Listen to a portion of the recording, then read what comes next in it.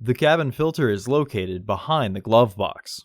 Open the glove box. Push in on the sides of the glove box to release the stops and lower the glove box.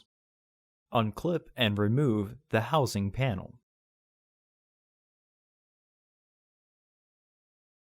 Remove the old filter from the housing and clean out any debris inside.